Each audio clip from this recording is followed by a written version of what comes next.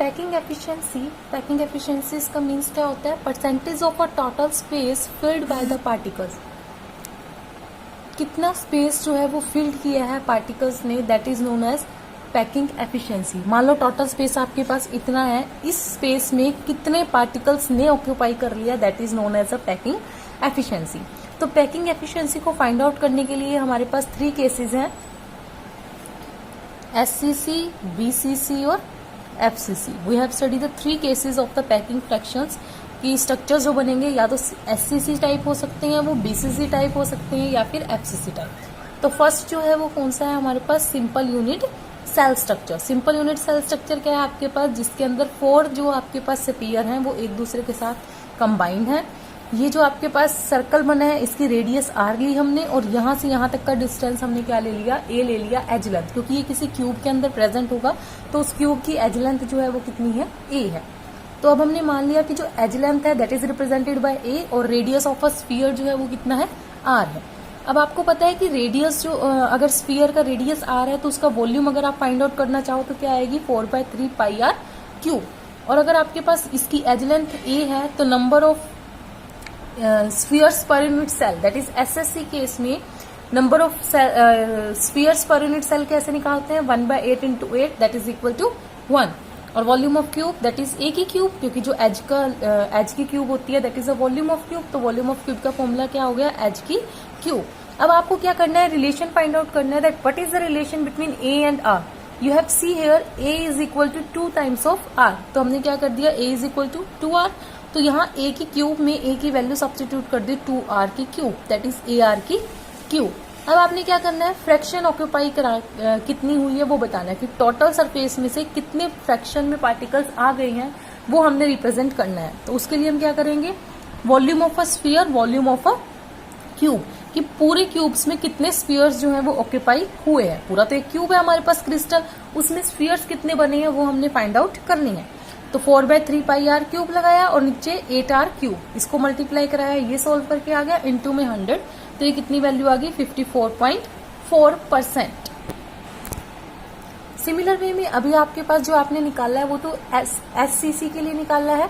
अब आपके पास किसके लिए है? FCC। FCC means face centre. तो फेस सेंटर के लिए आपके पास जो स्ट्रक्चर फॉर्म्ड आउट होगी वो किस तरह से होगी? 1 2 3 4 जो आपके पास स्फीयर हैं उनके बीच में भी एक स्फीयर क्या करेगा? लाई करेगा। अब ये जो रेडियस है इन सब की वो कितनी है? R है। और टोटल जो एज है आपके पास ये वाली और ये वाली A है, क्योंकि ये तो हो नहीं सकता क्यूब का एज, या तो ये वाला क्यूब का एज होगा या फिर ये।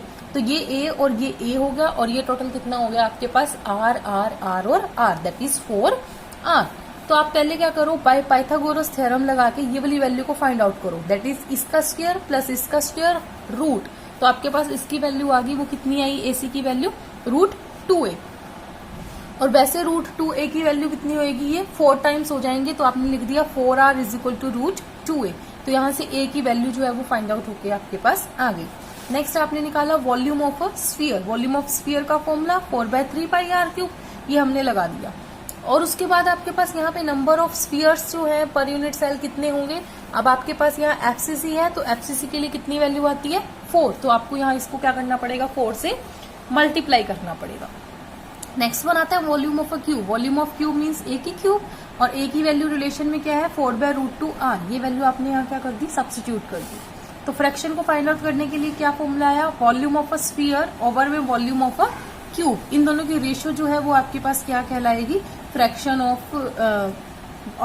Occupied by the molecule in FCC, that is 74%। Next one है हमारे पास in body centred cubic. Body centred cubic में क्या है आपके पास? एक आपने इसमें हम क्या करते हैं? एक क्यूब बनाते हैं उसके कॉर्नर्स में और एक टोटल ओवरऑल बॉडी के सेंटर में। तो आपके पास आपने क्या किया? इसको ज्वाइनिंग कराई और इसको ज्वाइन कराया। आपने इसकी वैल्यू तो जो है AD की वैल्यू इस ट्रायंगल में निकालोगे, AC का स्क्वायर और CD का स्क्वायर। ये जो CD है ये तो आपके पास क्यूब की एज लेंथ है, क्योंकि बॉक्स बना था तो उसकी क्यूब की लेंथ ये है, और AC की वैल्यू आप फेस सेंटर में फाइंड आउट कर चुके हो। ये स्फीयर, ये स्फीयर, ये स्फीयर, ये स्फीयर, उन्हीं के बीच में एक स्फीयर था, तो ये तो फेस सेंटर्ड बना था एक, तो वहां से आपने AC की वैल्यू फाइंड आउट की थी जो कितनी आई थी? √2A। तो इस वाली की वैल्यू आपने क्या कर ली? यहाँ से फाइंड आउट कर ली AD की, दैट इज √3A। और वैसे ये कितनी बनेगी 4r। तो यहाँ से a और r में हमारे पास क्या आ गया, रिलेशन आ गया। तो वही काम करना है, वॉल्यूम ऑफ स्फीयर निकालना है, volume of cube. Volume of sphere के लिए फॉर्मूला 4/3 पाई r क्यूब, इंटू में 2 क्यों किया, क्योंकि हम किसकी बात कर रहे हैं, बीसीसी की। अगर फेस सेंटर्ड होता तो 4, सिंपल होता तो 1। अब हम बॉडी सेंटर्ड की बात कर रहे हैं तो इसको 2 से मल्टीप्लाई कर दिया और ये वॉल्यूम ऑफ स्फीयर आपके पास आ गया। नेक्स्ट है volume of cube. Volume of cube का फॉर्मूला क्या है, ए की क्यूब। ए की वैल्यू क्या है 4/√3r, तो आपने यहाँ पे इसकी वैल्यू क्या कर दी, सब्स्टिट्यूट कर दी। फ्रैक्शन निकालना है, that is a volume of sphere with respect to the volume of cube. दोनों की रेशियो फाइंड आउट करी तो आपके पास कितना परसेंट आ गया, दैट इज अ 68%। तो अब हमने क्या किया, तीनों के केसेस में वैल्यू फाइंड आउट कर ली, एससी में, एफसीसी में और बीसीसी में, कि कितना कितना पोर्शन जो है, कितना कितना स्पेस जो है वो ऑक्यूपाइड होता है। एससीसी में जो है वो 52% होता है, इसमें 74% होता है और यहाँ पे कितना होता है आपके पास 68% होता है। अब आपके पास कुछ रिलेशनशिप है between the r is the radius, a is the edge length और d is the nearest neighbourhood distance. तो इन तीनों के बीच में हमने क्या की है, यहाँ पे रिलेशनशिप फाइंड आउट की है, जो एज इट इज आपको क्या करनी है, याद करनी है। बट ये स्टैंडर्ड याद रखना है कि रेडियस हमेशा क्या होता है, हाफ होता है distance between the neighbouring particles, that is r is equal to d/2। उसके बाद आपको ये फॉर्मूलाज क्या करनी है, याद करनी है कि सिंपल के लिए, एफसीसी के लिए और बीसीसी के लिए कैसे फॉर्म्ड आउट होते हैं। अब नेक्स्ट आता है, अब इसी के बेसिस पे एग्जांपल्स जो क्वेश्चंस जो है वो किस तरह से आते हैं। जिनोन क्रिस्टल इन एफसीसी लैटिस, एफसीसी है आपके पास और उसकी एज लेंथ आपको कितनी गिवन है, 620 पिकोमीटर। तो आपको डी की वैल्यू जो है वो क्या करनी है, फाइंड आउट करनी है। तो ए की वैल्यू आपको 620 गिवन है, आपको डी और आर जो है वो फाइंड आउट करना है। तो सबसे पहले मेरे पास रिलेशनशिप है इन द एफसीसी। एफसीसी में देखो डी और ए में रिलेशन क्या है, D is equal to a/√2। तो आपने क्या किया, यहाँ पे d is equal to a/√2 formula लगाया, d की वैल्यू फाइंड आउट करनी थी, a आपको गिवन था, तो यहाँ से आपने d की वैल्यू क्या कर दी, फाइंड कर दी।